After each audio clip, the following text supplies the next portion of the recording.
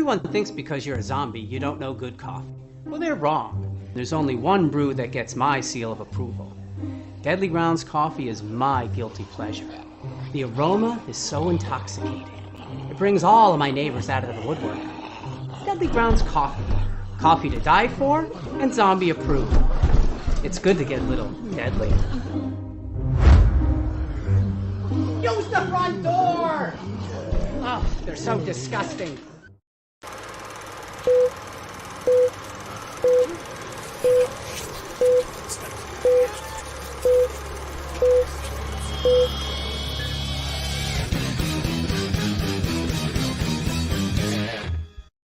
Hey everybody, it's Tuesday night, which means it's another live Wicked Horror Show. I'm Kevin, and as always, I'm joined by Tony Has Nine Fingers. What is going on, people? And Tony, would you like to introduce our very special guest? Sure. From the upcoming movie CRABS, we have writer-director Pierce Berolzheimer. Horrible with the pronunciation, so... You should have asked before we went live. I wasn't thinking. I was thinking, I'm going to definitely pass this off to Tony because I have no idea. But yeah, so is it like pronounced the way that it's spelled? Kind of. It's Berolzheimer. It's okay. Nobody gets it right. No, but that is, I mean, if you really like look at it, that makes sense. I work for a financial institution, so I'm constantly trying to figure out how to pronounce people's names, and it's I'm never good at it. But I don't know, whatever. If someone's name is spelled Boneface, you'd expect that their name would be pronounced Boneface, but it's not. I legit had to call a guy named Boneface today. So CRABS, this one, it's available in what countries? Because I saw that there are like some Blu-ray release in another country, right? Yeah. So you can pre-order if you live in Canada. There's the Canadian Blu-ray. The Australian DVD is available in Australia. And our Blu-ray, we have not announced this, but the US Blu-ray will be released on September 22nd, and it should be available to pre-order next week. Nice. And yeah. I do have a link for the Canadian Blu-ray release. It's really cool. You have a copy of it there. It's got a really cool kaiju slipcover. And Tony, you have a copy of it through Horror Pack. Horror Pack, yeah. So probably everyone who has Horror Pack, if you listen, if you watch, for in this recent one, usually they'll put out like something that hasn't been released or going to be released or however they work it. That one came in the September's edition of Horror Pack. So yeah, we've gotten some pretty cool movies. Like I stopped subscribing a while ago just because of money, but there's definitely been some really cool releases. So that's pretty awesome that you were able to get that included in a horror pack, because that's, real fans of big fans of horror and stuff like that. The people that are going to give things a shot. Maybe not everyone would see a movie called CRABS and be like, I need to track that down. But then when you watch the trailer, you're like, I need to track that down. So, but yeah, so why don't you tell us a little bit about CRABS and you've kind of meshed some loves of different kinds of films together to make what you made, and yeah, talk a little bit about that. Yeah. So CRABS is sort of my homage to 90s movies. It's equal parts Gremlin, Godzilla, Power Rangers, John Hughes, kind of 80s too. But it's kind of this melting pot of a whole bunch of different genres and different types of movies. And my thought process was basically, if I get to make one movie, what would I want in my one movie? And then I just threw everything I could possibly think of at it. And so the general conceit of the movie is that horseshoe crabs attack this small coastal town in California on prom night, and this sort of mishmash of locals have to save their town. Nice. So is there a reason why you went with horseshoe crabs? Yeah, I grew up seeing them on the beach in Georgia. We used to go down to Georgia every summer, and the shells wash up on the beach, and they're terrifying looking. I mean, they're just really otherworldly. And I have never seen. I just assumed that somebody would make a movie about horseshoe crabs, and nobody did. And so when the time came, it seemed obvious to me to make them about horseshoe crabs. Now someone has. Yeah, I agree though. They're out of all the crustaceans you see, even though they don't have really much of a face that you can see, they're still pretty intimidating. I think in Labyrinth, isn't like a couple of the baddies, don't they have like a helmet that's very horseshoe crabbish? At least that's the way that I took it in Labyrinth. I don't know. It always freaked me out. Something along those lines. But then the other thing too is like all you see usually is the top half. So you're like, oh, okay, whatever. It looks like a crab. Then you turn that thing over, and it's like nothing but legs and whatever's in there. Oh, and most of the time it's like, okay, these things are like very gentle creatures, and you hear nothing about it, like whatever. And then it's like it looks like it could just do exactly what Yeah, tear your face up. I mean, exactly. All these dentures and stuff, and you can't really tell what is what except for it all looks sharp and deadly.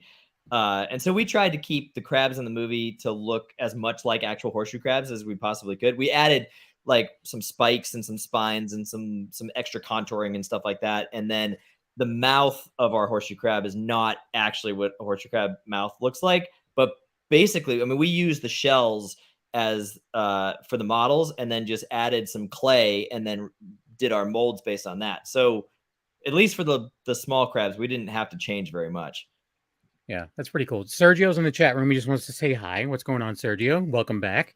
So yeah, this is like I'd mentioned, like in the Canadian release, there's a really cool kaiju cover. So is that that's part of your growing up as well? Like, was the kaiju stuff, like, I know Tony had mentioned like almost Power Rangers ish. Is that more the influence, or? Yeah, I really loved any movie that had practical sort of guys in suits with miniatures, whether it was Power Rangers, the original Godzilla movies, like even not Clerks. Crank 2 had a scene where they like guys in suits.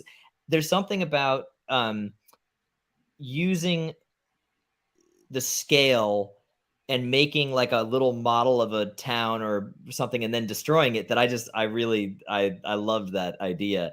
And so that was the originally we were going to do that. We're going to build a model of the town and have these two guys in suits in the film destroy the town. But it was just, it's very expensive to build an actual miniature set. And so we ended up using green screen and drone footage instead to simulate that. But yeah, I grew up on the Godzilla, the original Godzilla specifically was main inspiration for that. Yeah, and like all the force perspective kind of stuff that happens, and it's even though it's like, at least especially now because of the progression of everything, it's more noticeable now. But as a kid, it was like magic, like, and it's still like when you see it, you're just like, oh, that's awesome. They went for it. That's great, like. So it's just pretty cool that people aren't, you're trying to still pull that stuff off as opposed to just being like, we'll just, let's make it a video game, whatever, like just all computers, And we really, I took some aspects of like modern day filmmaking. So in Pacific Rim, I was watching when I was like getting ready to shoot the scene, I was thinking about how we're going to do it. And if you watch the new giant monster movies, one of the things they do is they slow down time because the monsters are so big. So the amount of space that they're moving is a lot longer. It's more space they have to move through. So they would slow the monsters down or the robots, and it makes it seem like they're huge. But if you go back and you watch like Power Rangers, the guys in suits are moving at normal speed. And so it just gives it that guys in suits look. And so I tried to, we shot the movie in at 300 frames per second for the final fight scene, the kaiju fight, and then ramp the speed up or down depending on how far away the creatures are from the camera in order to try to emulate the Pacific Rim feel, but using old school, guy in suit techniques. That's awesome. No, that's pretty cool. It's like everything you're saying is making me want to see it even more. That's good. Because Tony's seen it and I haven't. Whatever, Tony. But be jealous. Yeah, no, I agree. Like even the old school Godzilla, like they're moving way too fast and like. But yeah, I'm like big rubber monster. Like so much is forgivable. You may see a seam or something in the costume, but I forgive it because it's a big rubber monster and that's just fun. There's like one shot you can even see our actor's face, and I kept it in. Like we could have used CGI to blur it out, but I'm like, no. If anybody can pick that up, and he kind of like even looks at the camera as you see it, and I'm like, if anybody can pick that up, I'd rather just leave it in and let people be like, oh, there he is. There's the guy in the suit. Yeah, because it's like an obvious thing, but that's awesome. Like there was a old school like I want to say it was like I don't know if it was Japanese, like Spider-Man, like a live action Spider-Man where it was like he was also fighting kaijus and stuff like that. Oh, really? Yeah, it's a live action. Like I first found out about it because I bought a comic book of it, and it was like photographs as opposed to like drawings. And I'm like, what is this from? And I'm like, it's an actual like series. And That's I was cool. able to track it down years ago. I don't have it anymore, but it's very weird. But yeah, he gets bigger and he fights kaijus and stuff like that. It's neat. weird. That's cool. Yeah, see if I can find it. if I find it again, I'll throw it your way. But Cool. but yeah. So is this your looking at your IMDb? Like you've done some other work, but have you directed much? I'm not seeing. I don't really see much whether you've directed. Nope. This is the first thing. I mean, I've done some shorts and stuff that will never see the light of day. But this is the first legitimate project I've ever directed. Wow, that's pretty big goal there, and that's pretty awesome that you were able to do that and get distribution and make something that's cool. That's awesome. Yeah, thank you. It was hubris to think I could do it, but yeah, we ended up. It took us 8 years to make the movie, and I ended up deciding to self-distribute in the U.S. too, and a lot of places abroad. But yeah, 8 years from beginning to end. Wow, 8 years. Mm-hmm. Oof, that's tough. Yeah, it was a long project, but I didn't know kind of what I was doing. A lot of the whole project was really this just giant learning experience. It was doing things, thinking I could do something, and then having to figure out how to do it. So like the giant monsters at the end of the movie, I knew I wanted guys in suits, and originally I wanted to do the actual set, but I had to go through the process of like figuring out how much that would cost, figuring out how to do a green. I'd never shot on a green screen before, so we figured out how to do a green screen. And then because again I didn't know what I was doing, we put all the tracking markers in the wrong places and got it at 300 frames per second. And so the visual effects company actually had to rotoscope out all of the creatures from all the green screen shots, and there was 380 visual effects shots in the movie, and that alone took about 1.5 years worth of work. Wow. So yeah, it was a lot of me not knowing what I was doing in order to get it done. It's a learning experience, right? Oh, totally. So with your next one, it's something where you're like, all right, if I use a green screen, I know what to do with this, Oh yeah, I will never make the same mistakes again. Yeah. Do you think like this is like your path? Like, are you going to continue with these kind of movies, like big rubber monster movies?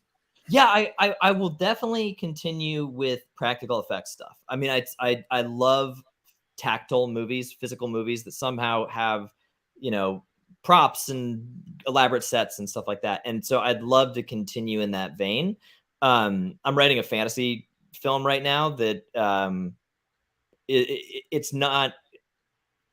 it's outrageous like CRABS. It's really out there, and it has a lot of practical effects in it, but it's not necessarily giant guys in suits. But there are a lot of things in suits. Yeah, like prosthetics or like things like Labyrinth, or like even like things like Psycho Gorman, where they're not like gigantic monsters, but they're just weird ass rubber suits that are cool as hell that I want to own myself. Yeah, exactly. That's a good reference. Yeah. So Tony, you've seen the movie. Yes. So why don't you give your thoughts and ask some questions. Sell it to me even harder than he did. How about that? Well, at that point, like before we started the podcast, or even if anybody's listened to it many a times, I mentioned how taking different genres and kind of pushing them together to make one thing is, what I enjoy. So for me, myself, this movie was definitely, if I had to pick a subgenre, probably creature features would definitely be my like go-to kind of deal, because that's just what I like. So anyway, between that and we mentioned how, how scary they look. So you get a little bit of mix of everything. And just like the feel of the movie did bring me back to like, my childhood and some of the movies that I used to watch, especially towards the back half of it. I loved it when the crabs were like running amok, because there's one scene in the bar scene that I was just like, okay, this is really happening. And I think I was cracking up for the entire scene. but it's just one of those things where it just it brought back nostalgia at the same time, even though it's like new and like it looks new. I was just like, it reminds me of something I grew up with. So That's awesome. I think that's why I enjoyed it so much. But like I said, if you're into creature features, if you're into a little splash of comedy in there and everything, it's definitely. I mean, we do have the trailers, so me speaking it is my own take on it. But once you see the trailer, because the trailer caught me too. I was like, I pulled it out of the horror pack, and I'm like, I've never heard of this before, because usually they'll put in some movies you've seen. I was just like, what is this? I never even heard of this one. Like, and then I watched the trailer and I'm like, okay, I definitely got to pop this one in. So, yeah. So just real quick, like I said, Sergio's in the chat, wants to say hi. But we also have J-Man is saying, hey guys, hope all's doing well. Yes, we're doing great and good to, yeah. So Sergio's asking if we have a trailer. We do have a trailer. We're going to play it in a little bit.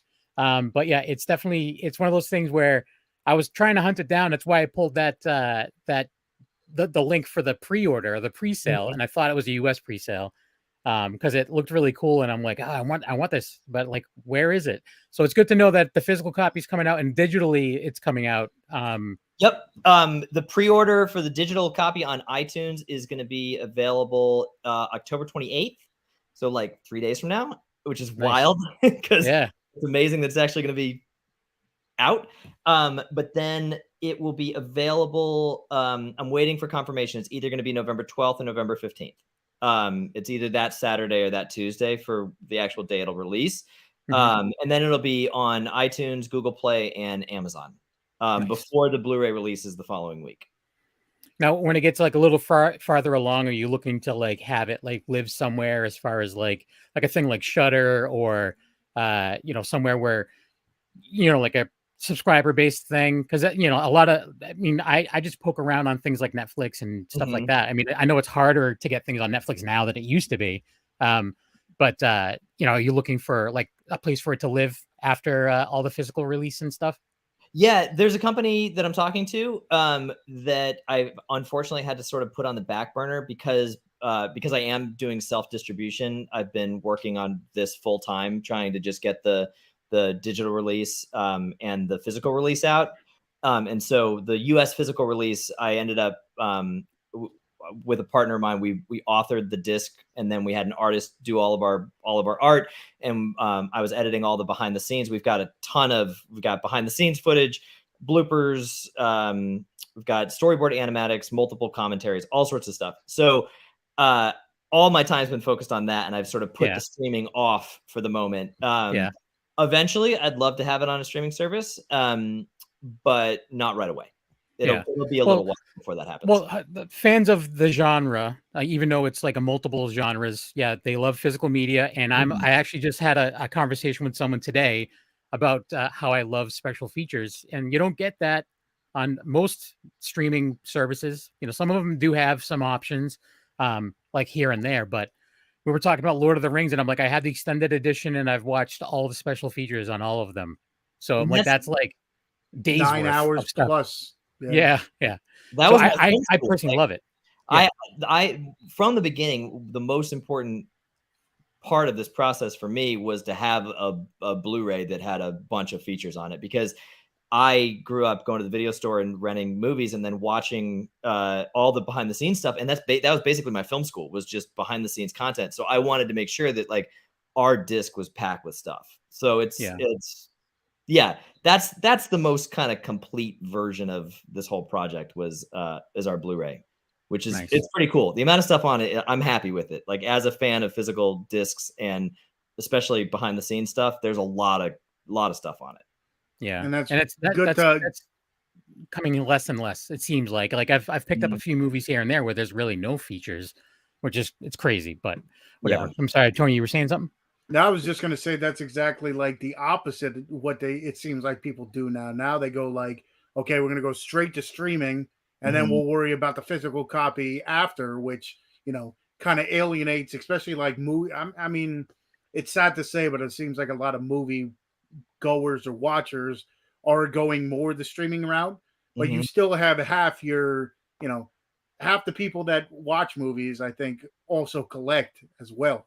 Maybe not to the extent as some. Like I try Like to get you. everything and anything, but it's one of those things where I think a lot of people enjoy. I'm sure every household has some kind of physical release, whether it's like uh, a DVD or a Blu-ray or something. But it's good to hear that the Blu-ray was your first route Yeah. or physical was your first route, as opposed to, okay, we're just going to throw it on a streaming service. Yeah. Well, a lot of the distribution companies that I talked to wanted to go the streaming route, but for me, I think of this, the way I've been thinking about the movie is sort of the movie that I would have wanted if I was 16, right? Like the movie that I wish was on store shelves back then.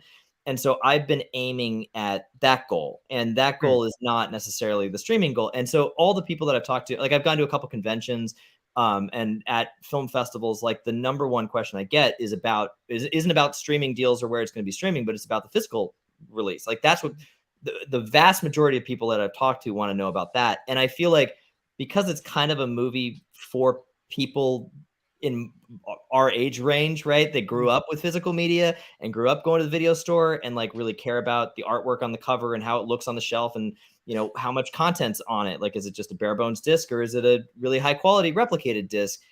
Those are the kinds of things that I care about. And if I feel like if I care about it, I made this movie for me. So other people that would also care about it. So that's sort of the aim the whole time is to create a really packed disc.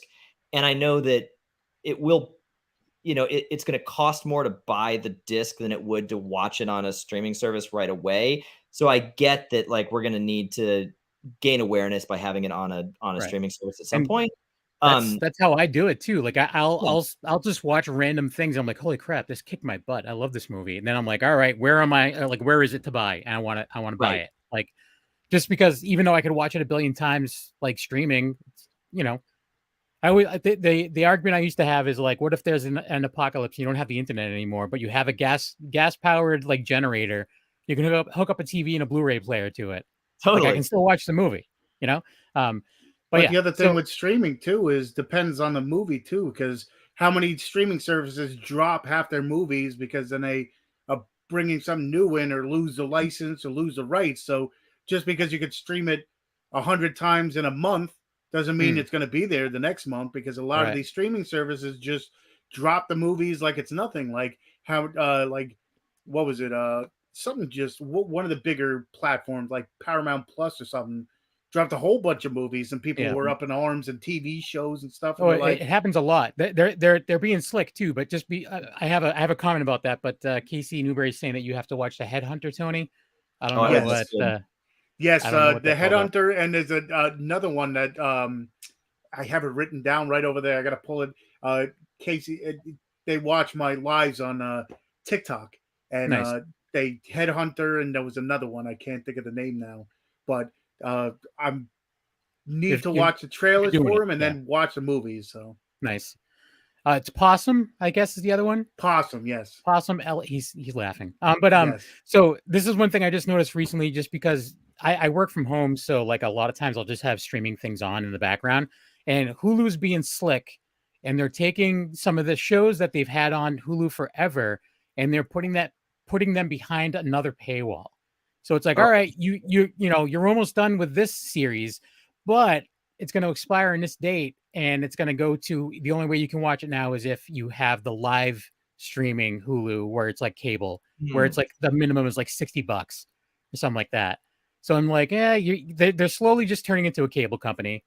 It's really difficult especially for indie film, it's really difficult to monetize too on streaming, because unless you're getting a huge upfront deal, your film could be shown to hundreds and hundreds of people, and the filmmakers might not ever even see anything. So I think indie films specifically are unless you're an exclusive to the platform, to whatever it is, and they basically buy you outright, and then they become the distribution company. They're not even just a streaming service. They now own your film, right? So the streaming world of like legacy content is all over the place because it's like it goes from one service to another, and then it's on the cable network or whatever. But the indie film world in streaming is really interesting because I'm not entirely sure that the current streaming model is going to continue. Indie film. I just have this suspicion that indie film is going to go back towards physical media again. I hope so, but there are some streaming options out there that there's a filmmaker that we've had on a couple times, and he'd pointed out a while ago. I always bring him up because it's a very good point. He was on the movie he was promoting was on Amazon. It was included with Prime. Every time anyone played it, he would get like a penny or like 2 cents or something like that. Yep. He wasn't making anything off Amazon. He decided to pull it off, and he put it over to Tubi. And even though there's ads, he was making way more money off of Tubi than he ever made off of Amazon. Yep. I've heard nothing but great things about Tubi and Pluto. And there's one other one that I've heard amazing things about. Is it Freevee? Yeah, that's it. Yeah. That's actually isn't it owned by Amazon, I think? Oh, really? Oh, I didn't know. I think it is, yeah. Because it used to be IMDb TV, and I think they owned that. But either way, like it's just ads. That's all it is. There's some like bigger movies on there too with ads, but they're just maybe a little bit older. But I watch Pluto TV all the time. Like if I'm trying to fall asleep, I'll just put on old Doctor Who and it'll knock me right out. I love it, but it still gets pretty boring at times. But yeah, it's that's another big rubber monster TV show. The old school Doctor Who, like I'm talking like black and white Doctor Who. I've never seen Doctor Who. Really? I've always been so intimidated by it because there's like 40 seasons. Oh my God. Yeah. There's a ton. Exactly. And if you watch it on Pluto, they don't play it in order. So yeah, if you're looking to follow a storyline, don't.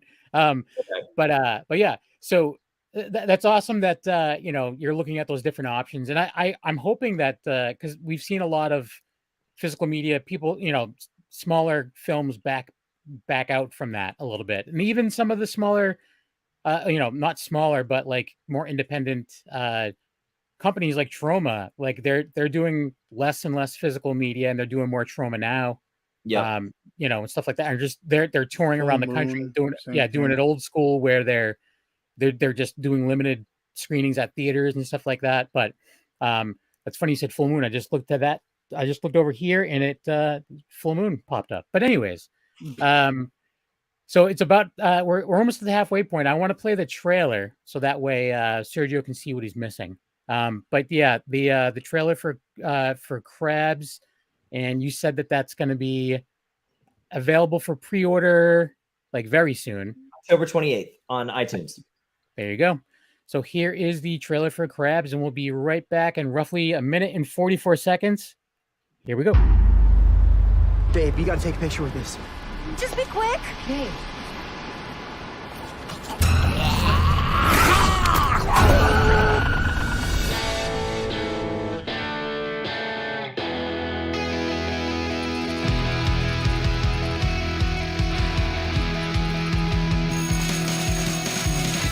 Good afternoon, lunchtime, my classmates. Hi, Radu. All available units. We have a 19243, a dead whale washed up with a nasty slice in its belly. Oh, sure as hell wasn't no shark in there. Yeah, I'm guessing not. Something's out there. That's for damn sure.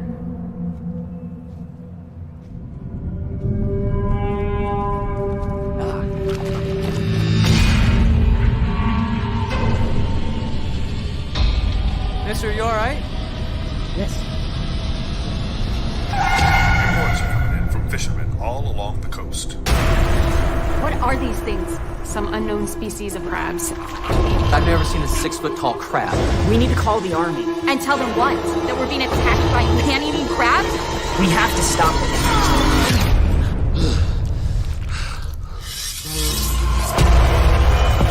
So these perfectly adapted animals are now supercharged. And what can stop something so jacked up? Another perfectly evolved predator. Let's do this.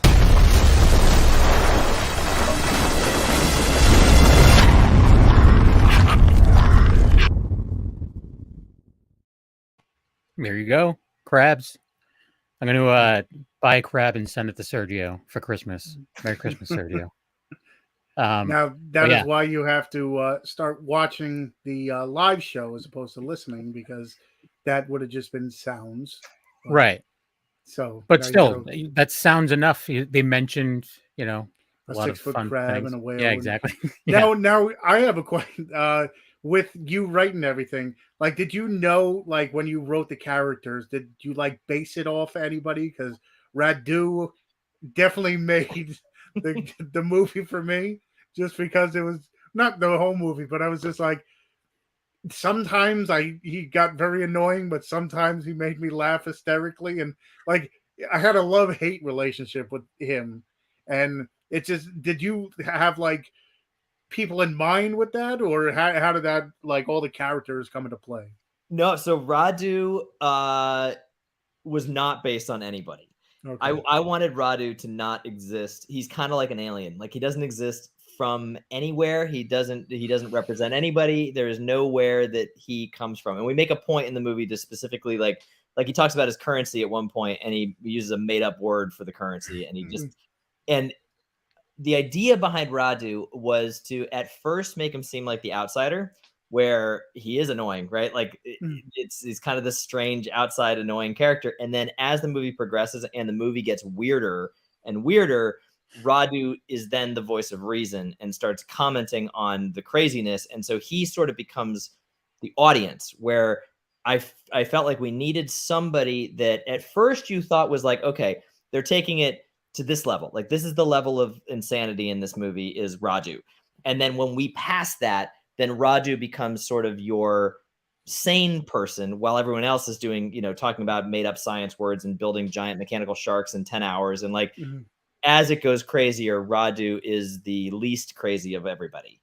And the rest of the characters were, Radu is really one of the only characters that isn't based on somebody. The rest of them are like, the brother relationship is based on my relationship with my older brothers and my younger brother.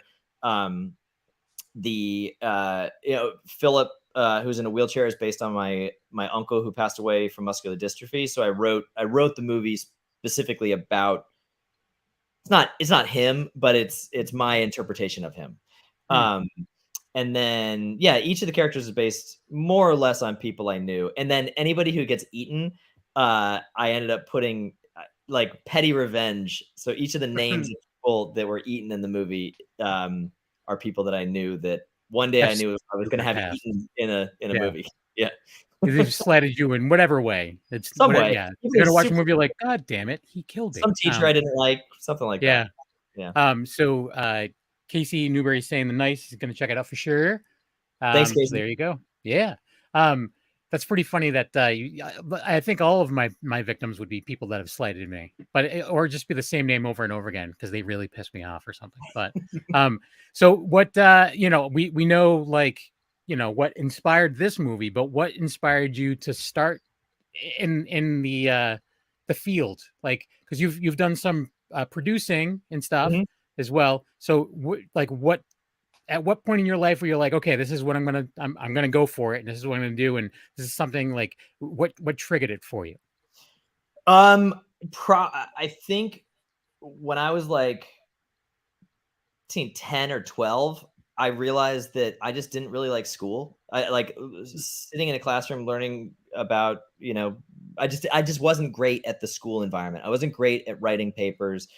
And so I started trying to convince my teachers to let me make movies instead. And so I would like, if there was an assignment, I'd be like, hey, can I do this as a film instead of writing the paper? And so I ended up getting, and some teachers amazingly actually agreed to let me do that. So I started doing like stop motion animations of like, I made Great Expectations, like an adaptation of the whole book of Great Expectations as stop motion miniatures, because I didn't want to have to write a paper. And so filmmaking for me started as a way to do something that I thought would be a lot more fun than whatever I was being told I had to do. And as I just kept going, I realized that I enjoyed it more than any other thing I did. And I'm like, okay, well, I got to just keep doing that. And so I kept doing stop motion animation for a long time. And then in college, the school I went to didn't have a film program. And so I was a philosophy major. but I went to the and I did my major, and then I wanted to be done, but they're like, well, actually, you can't do that. You have to take all these general requirements and whatnot. So I went to the head of the English department, and he's like, well, I'll let you take English classes, but they'll just be one-on-one independent study film classes, and I'll teach you filmmaking. So I got an English degree, but it was all basically just these independent study film classes. Wow.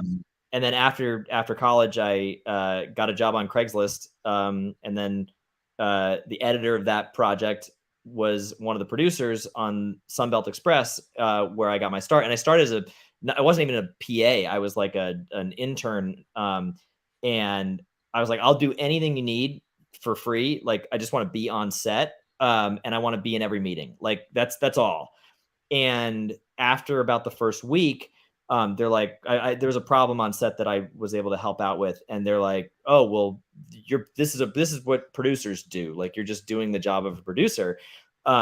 So they gave me a producer credit and then hired me on the next project as a producer. And then when we were done with that, they're like, we know you want to direct. What do you have? And so we actually went into pre-production. We actually went into fundraising on a completely different project. But then one of the producers gave me some of the best advice I've ever gotten, which was, if you're not completely in love with the film you're going to make, don't make it, because you might get stuck in an edit or doing VFX or selling it for the next 4 years.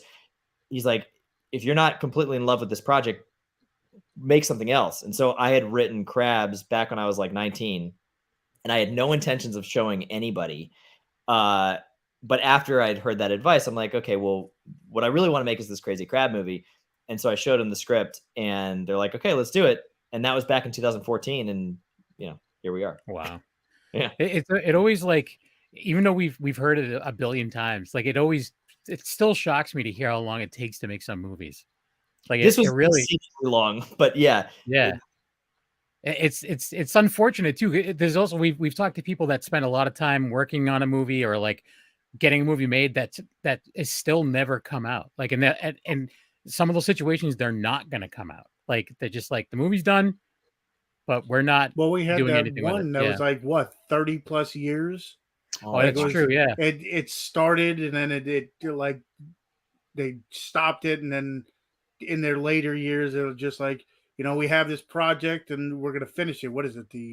Something that something's break. What, I forget. Yeah. What exactly it was a weird, like old school, like almost like sci-fi, like fun, like 50 sci-fi kind of movie. Yeah. It was pretty neat.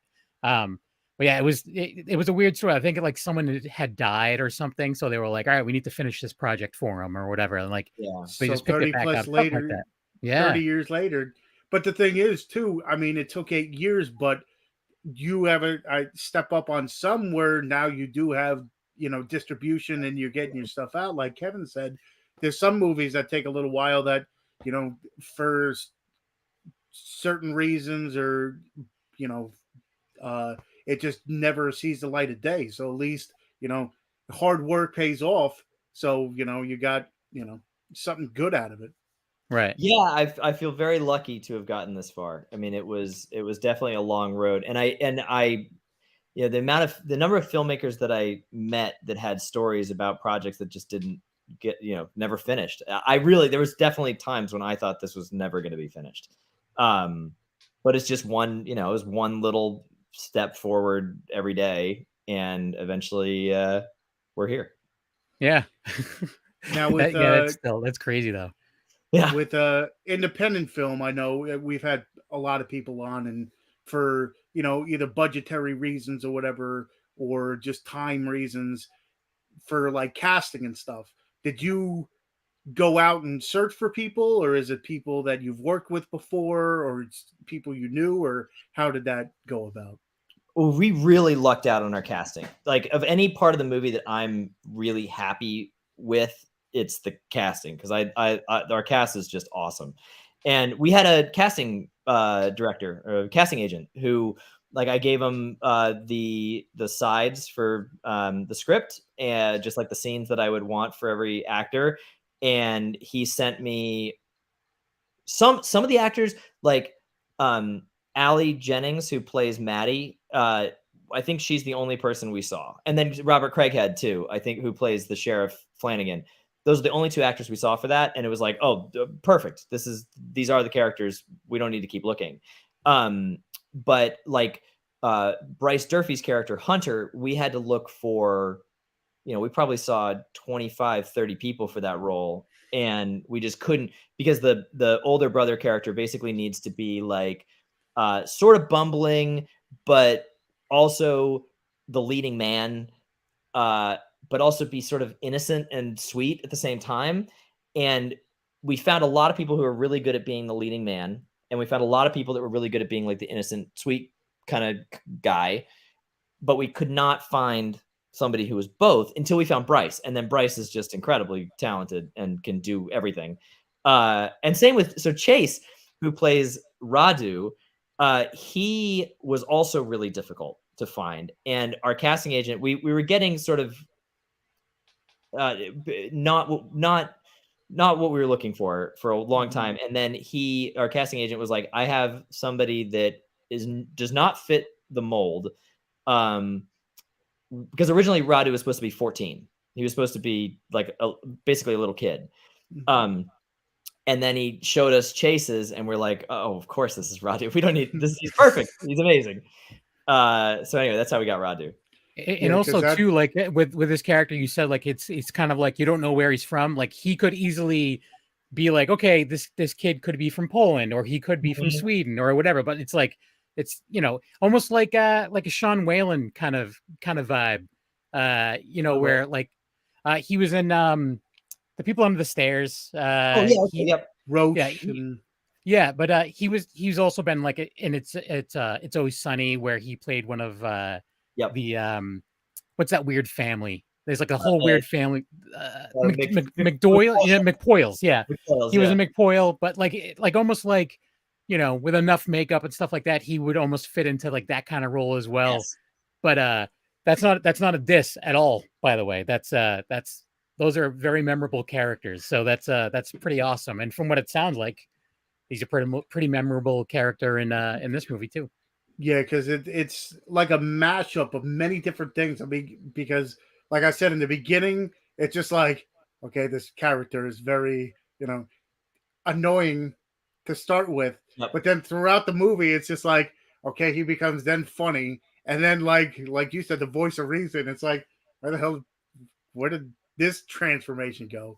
But it's one of those things where I'm like, because just his voice and the way his mannerisms and stuff, I'm just like, this character definitely like progressed through the movie. And then it was one of those things where it's like, okay, this is a character you cling to, even though I did not expect it in the beginning. But then towards the end, I'm like, okay, this is it. So. Is it like Fez from That 70s Show kind of vibe? Almost? Yeah, around that. Yeah. That's cool. Yeah. I mean, Fez was the character you didn't want to like, but you did. So that makes sense. And one of the things that helped is that so it makes sense why you find him a little annoying in the beginning of the movie, because that was my dialogue and not Chase's dialogue. So one of the things we did with the film is there was one moment where I realized that everything that was coming out of Chase's mouth was infinitely better than anything that was in the script, because he was just off, during lunch riffing and ad-libbing as Radu. And I realized, oh my God, we'd only shot one scene with my dialogue. And as soon as I heard that, I'm like, okay, can we do some ad-libbing? And that's his whole background. So the vast majority of Radu that I'm sure you enjoyed, the parts that you liked, are Chase ad-libbing as Radu. And so we got to develop the character, and I would like give him something just to riff off of, and then he'd go in that direction. And then as soon as Radu started ad-libbing, we started ad-libbing with a lot of the other actors too. And so as the movie gets further along towards the end of the film, there's vastly more ad-libbing too. So it's there you go, Tony, because you said like that towards the end of the movie is when it started getting like really crazy. So maybe that's part of it. Well, that too, like in the beginning, it's all taking place with, the people he knows. And then towards the back half, then he runs into like the bar scene.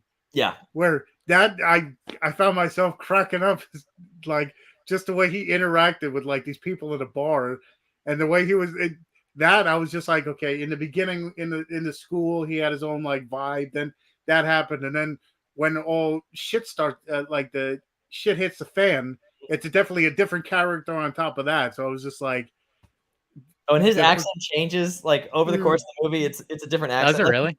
That's funny. He starts. His English gets better as the movie progresses, which I like.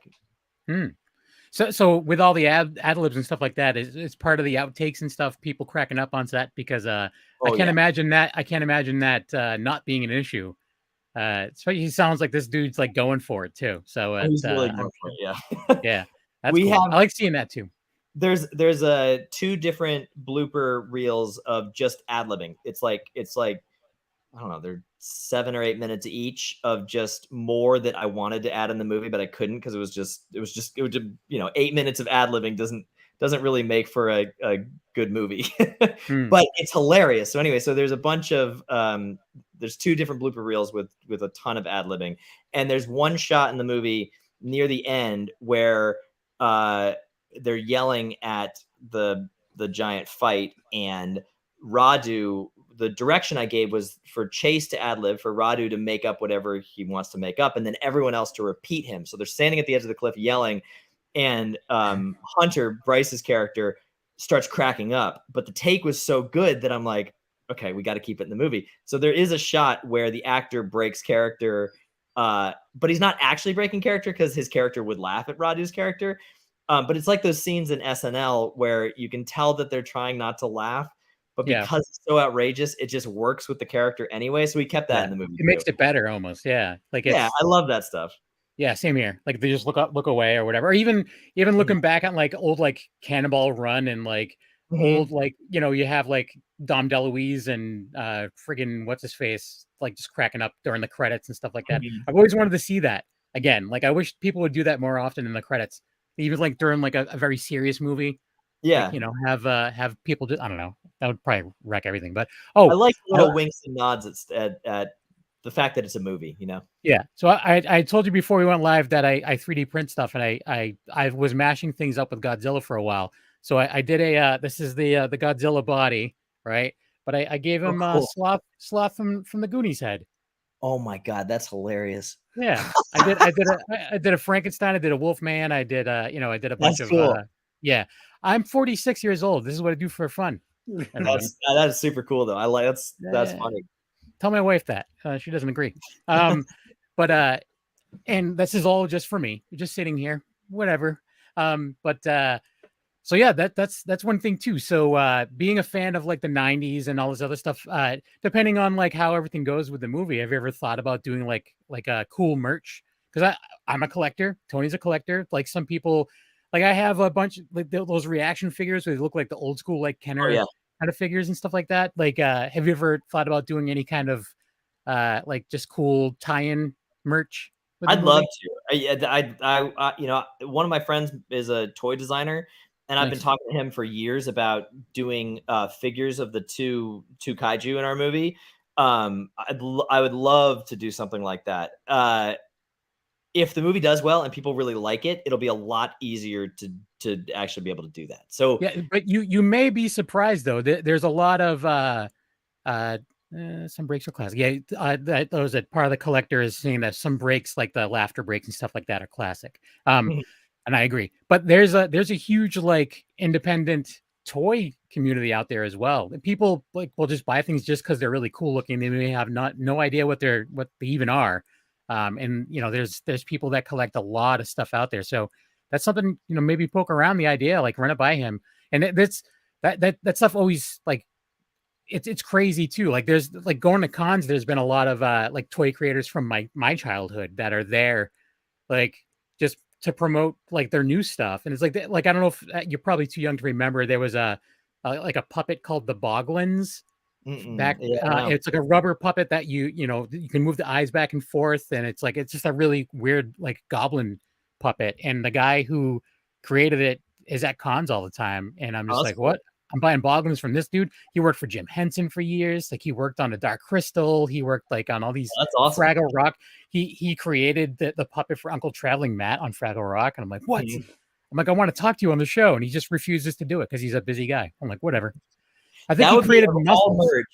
If there was any merch that we could do, that would be the thing I'd really want to do. Would be like, there's a guy on Instagram, Readful Things, who makes a whole bunch of figures for different movies. He actually watched our trailer and made a little crab figure. Oh, that's awesome. It's like the old Kenner packaging too, with the flat back and the. Yeah, that's what I would love to do. I'd love to do something like a 2-pack with our giant queen crab or mechanical shark at the end of the movie. That'd be awesome. Yeah, one day I will. Once the movie's out, What we can do is once you blow up and you have all these other cool movies under your belt, then you can just be like, "Oh, my real fans know about this one," and I'm just that being said, too, you said that some of your earlier films will never see the light of day. I would even want to watch that stop motion stuff. Like, I'm a huge fan of seeing where people started and how their progression goes. I don't know why. I love watching that stuff. Like early Tim Burton stuff, like, wasn't great. Like when he was first working for Disney and doing like stop motion stuff on his own, like in the side, like, it was a little like weird, but I thought about putting some of the shorts I made in college on the Blu-ray but the issue is that I don't have the original footage, and all of the music is not licensed because I was never showing it to anybody but, my teacher.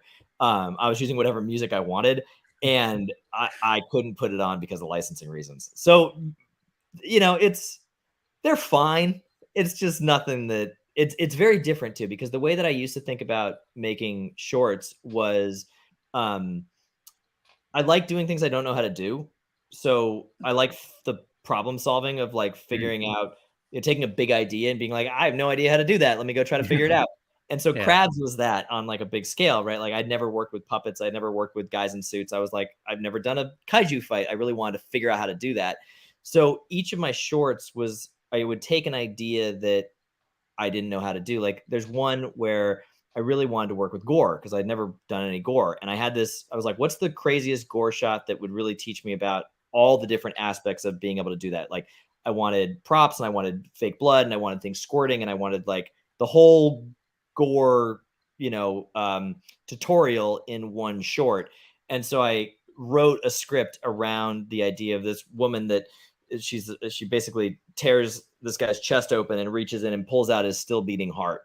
And so that's one of my shorts. So the storyline's not really there, but it's more of like a vehicle to try to figure out how to shoot something that I wanted to shoot. Yeah. You had some pretty cool gore even in the trailer, like that girl when she turned her face. I was like, oh, that's pretty cool looking. And was that like assisted with CG? It looked like maybe a little bit. Yep. So we had practical in there too, right? For her, we had like a prosthetic over the left half of her face, and then the eyeball is a CGI eyeball. There's an eyeball hanging out of her head, right? Yeah. And so we did a CGI eyeball so it can actually like flop around as she turns her head. But it was there's a decent amount of like little things like that where most of it's practical, and then there's a little bit of CGI. Yeah, I think that's acceptable. I mean, Part of the correct collector. Geez, it's been a long day. Bro made movie goals 100. So there you go. I like every once in a while I'll go back and watch movies that I hadn't watched in a while that I remember being like way more brutal and even being like, oof, like that got me, right? I just recently rewatched Midnight Meat Train, and there's like eyeball stuff in that, but it's very tacky looking. It's very obviously CG, like it's that shiny CG and stuff like that. Yeah, I mean, it's for lower budget stuff. Like I'm seeing even more impressive stuff now, even when it comes to CG. I guess it's more attainable for you guys now. Much more. Yeah, I mean, it's amazing. I had no idea how inexpensive some CGI work was. Which is I just thought CGI was like, that's for, people who have a lot of money.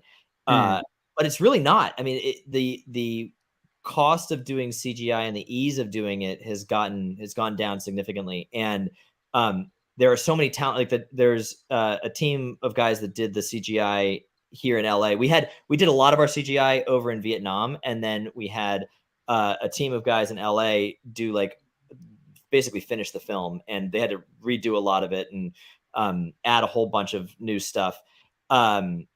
but the amount of incredibly high quality work that we did that they worked within my budget for was amazing. I had no idea. Like, so there's the CGI crab that's in the alleyway.